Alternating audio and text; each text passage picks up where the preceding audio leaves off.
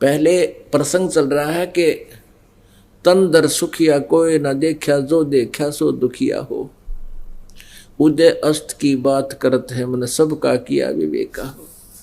जो पूरी पृथ्वी के शासक है, जहाँ सूर्य उदय होता है और अस्त होता है, यानी पूरी पृथ्वी का जो शासक है, कहते हैं उससे भी मैं खूब परिचित हूँ, उसको भी स्वप्न में भी सुख नहीं।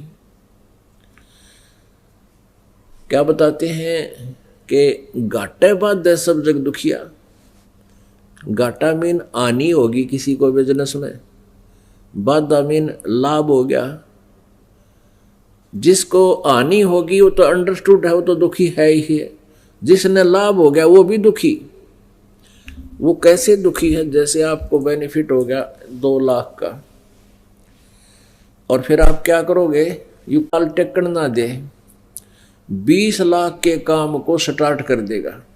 कोई ऐसी फैक्ट्री लाऊंगा, पुराना प्लांट लगाता हूं, और उसमें 90% 70% लेगा लोन, और वो 2 लाख का बेनिफिट भी उसके अंदर। आगे फिर उसकी इतनी चिंताएं बढ़ जाएंगी, रात में भी नींद आनी हराम हो जाती है। फिर परमात्मा कहते हैं जंगम दुखिया योगी दुखिया, और तपस्वी को दुख दूना हो। ये जितने भी शास्त्र विरुद्ध साधक हैं, जो परमेश्वर कबीर जी की साधना को छोड़कर, सत साधना को छोड़कर, सतनाम का जिसके पास नाम मंत्र नहीं है सच्चा, और पूरे गुरु से प्राप्त नहीं है, उसको छोड़कर जितने भी साधक हैं वो भी अपना जीवन व्यर्थ कर रहे हैं। श्रीमद् भगवत गीता अध्याय नंबर 16 के श्लोक नंबर 23 में कहा कि अर्जुन, शास्त्र विधि को त्याग कर जो मनमाना आचरण करते हैं, उनको न तो कोई सुख होता है, न गति होती है, न कोई सिद्धि प्राप्त होती है, अर्थात यूजलेस। तो पुण्यात्माओं, शास्त्र विरुद्ध साधना कौन सी है और शास्त्र अनुकूल साधना कौन सी है, भक्ति कौन सी है? वो गीता जी अध्याय नंबर 16 के श्लोक 24 में स्पष्ट किया है कि इससे तेरे लिए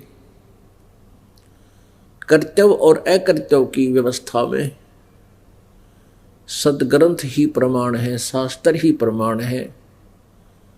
उन्हीं के आधार से जो सदग्रंथों में साधना लिखी है, वे ऑफ वर्शिप बताई है, वही करनी चाहिए और नहीं करना। अपने आत्माओं,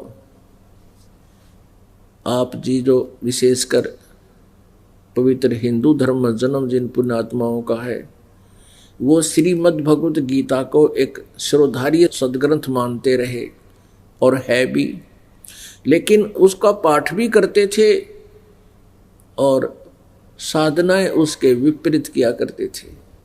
अब जैसे श्री कृष्ण जी के पुजारी हैं, वो नाम जपते हैं, हरे कृष्ण कृष्ण कृष्ण हरे हरे, हरे राम राधे श्याम राधे राधे श्याम राधे। और जो शिव जी के पुजारी हैं, ओम नमः शिवाय ओम नमः शिवाय, ये जाप करते हैं। और जो विष्णु जी के उपासक हैं, वो ओम भगवते वासुदेव नमः, ये जाप करते हैं। पहले तो ये देवता पूजा के योग्य नहीं है, ये मोक्षदायक नहीं है। अपनात्माओं, ये दास इसलिए प्रत्येक संत का खटक रहा है, जिसके भी 1000 2000 10,000 शिष्य हैं, वो ही मुझसे बहुत खिन्न है, क्योंकि उनके पास ज्ञान शास्त्र विरुद्ध है। और वो उन भोली आत्माओं को नहीं चाहते कि वो भोली आत्मा का कल्याण हो और उनको सच्चाई का पता लगे, तो वो विरोध करते हैं और गुमराह करने की चेष्टा करते हैं समाज को कि रामपाल आलोचना करता है। आलोचना नहीं, दास एक बहुत ही परमार्थी कार्य कर रहा है। अपने सदग्रंथों में जो अनमोल भक्ति विधि और ज्ञान उपलब्ध है, उसका प्रकाश कर रहा है, उसको आपके समक्ष रूबरू कर रहा है। जिससे आप जी का कल्याण संभव है, अन्यथा नहीं। अब ये संत सब गलत साधना खुद भी कर रहे हैं और करवा भी रहे हैं, आप भी जीवन व्यर्थ कर रहे हैं और उन पुण्यात्मा श्रद्धालुओं का भी जीवन नष्ट कर रहे हैं। अब जो भी वे ऑफ वर्शिप साधना हमारे सदग्रंथों में विद्यमान है, हमने वही करनी चाहिए थी। फिर उसके बाद उस साधना का, उस नाम जाप का विधि बताने का अधिकारी भी आवश्यक है। अनाधिकारी यदि वो उपदेश देता है वो भी लाभदायक नहीं है।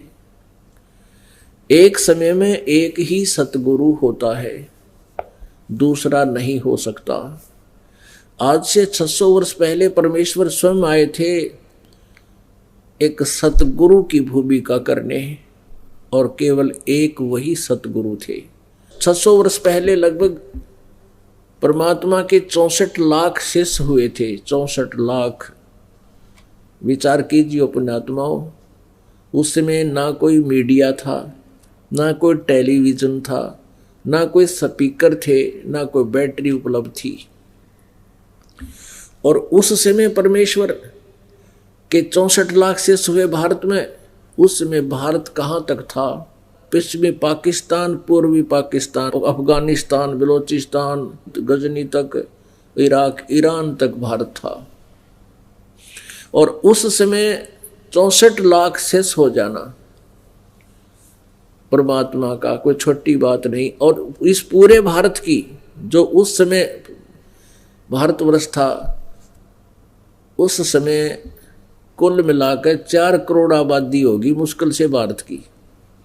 और 4 करोड़ में से और 64 लाख शिष्य परमेश्वर के हो जाना, और 64 के 64 लाख को स्वयं ही उपदेश देना। उन्होंने कोई उत्तराधिकारी नहीं बनाया, ना किसी अन्य को कहा कि आप उस क्षेत्र में उपदेश दे दीजिए, क्योंकि ये एक बहुत ही जिम्मेदारी का पद है। गुरु बनना कोई बालकों का खेल नहीं है। स्वयंभू कोई संत गुरु बन बैठता है वो महादोषी अपराधी प्राणी है। परमात्मा जिसको पावर देगा, जिस पर रजा बख्शता है, वही गुरु पद का अधिकारी होता है। वो स्वयं ही नॉमिनेट करता है। उसके अतिरिक्त यदि कोई उपदेश दे रहा है वो अपना जीवन बर्बाद कर रहा है और साथ में अनुयायियों का। तो पुण्यात्माओं, एक समय में एक ही सतगुरु होता है और अन्य जो होते हैं वो जनता को मिसगाइड किए हुए होते हैं। फिर वो विरोध करते हैं क्योंकि उनकी रोजी रोटी का रोला है, रोजगार का मामला है। उन्होंने तो अपना उद्देश्य बना रखा है पेट भरना। उनको जनता के कल्याण से कोई लेना देना नहीं है। अगर लेना देना है तो इस सत्य को मानकर उन्हें सरेंडर कर देना चाहिए कि हम गलत कर रहे हैं और गलत करवा रहे हैं। अपने अनुयायियों को भी कहना चाहिए अभी भूल बन गई हमसे, कोई बात नहीं, हम तो इंसान हैं। इंसान से 100 बार गलतियां हो जाती हैं, लेकिन जब पता लग जाए कि ये गलती है फिर नहीं करनी चाहिए। अनजानपने में हो सकती है और फिर जानबूझ साची तजे और करे झूठते ने, ताकि संगत है प्रभु सोपन में भी ना दे, कबीर भगवान कहते हैं। तो पुण्यात्मा, परमात्मा कबीर जी कहा करते थे, जंगम दुखिया जोगी दुखिया तपस्वी को दुख दूना हो, और आशा तृष्णा सब में व्यापक है और कोई घट ना सुना हो। अब जंगम दुखिया, जोगी दुखिया, यानी ये साधक हैं, ये गिरी पुरी, इनके अंदर ये जंगम भी होते हैं। और योगी जो योग साधना करते हैं, हठ योग करके बैठे रहते हैं काफी वर्षों तक, कहते हैं ये भी दुखी। और एक तपस्वी को दुख दूना हो, जो खड़ा होकर तप करता है, किधर दोने लाकर बैठ जाता है, इनको दुख दूना हो। ये तो शास्त्र विरुद्ध साधना कर रहे हैं। अब शास्त्र विरुद्ध साधना करने वाले को कैसे कष्ट होगा? जैसे तपस्वी पहले तो इस जीवन में दुखी, सारा जीवन तपस्या कर करके शरीर को कष्ट यानी हिंसा से वो साधना करता है, हिंसा से, और फिर अगले जन्म में वो क्या बनता है, राजा बनता है।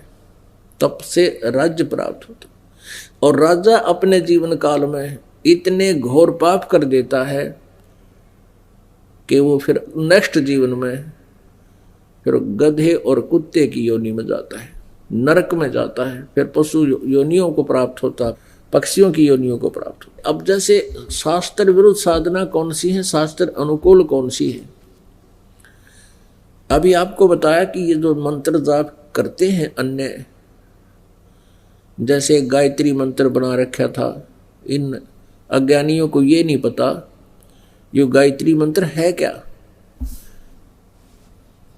ओम, इस यजुर्वेद अध्याय नंबर 36 के मंत्र नंबर 3 के आगे ओम ला लिया, ओम लगा दिया, और इनको ये नहीं मालूम था अभी तक कि ये गायत्री मंत्र है कहाँ और कहाँ से उपलब्ध है, कहाँ से प्राप्त हुआ है। कोई कहता है ये 3 भूर्भुवः स्वः, ये दानंद सरस्वती जो कलयुग का नकली में ऋषि सत्यार प्रकाश लिखकर दुनिया को भ्रमित कर गया, वेदों के का नाम लेकर और सारी वेद विरुद्ध व्याख्या इसमें बर रखी है।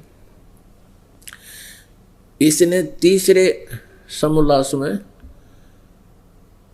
इस गायत्री मंत्र का उल्लेख किया है और कहा कि भू भवः और स्वः ये 3 मंत्र 3 अक्षर तैतरीय आरंके से लिए हैं, और शेष के बारे में भूर्भुवः स्वः तत्सवितुर्वरेण्यं भर्गो देवस्य धीमहि धियो यो न प्रचोदयात्, इसके बारे में कुछ नहीं पता उसको, क्योंकि इसने किसी न किसी से नकल करके सत्यार प्रकाश भर दिया और कुछ अपना अज्ञान ठोक दिया। ये सारा इसके अंदर अड़ंगा ठोक गया, और ये विशेषकर भारतवर्ष में इस मंत्र का बहुत ज़्यादा जाप किया जाता है। एक कहता मैं 1 लाख जाप कर दिए, एक कह रहा था मैंने 2 लाख जाप कर दिए और भी करूँगा। अब पहले हमें भी ज्ञान नहीं था, अब पता चला कि इससे लाभ क्या है। इससे ये शास्त्र विरुद्ध साधना है, शास्त्र विधि त्याग का ये मनमानी पूजा है, इनसे कोई लाभ होने वाला नहीं है।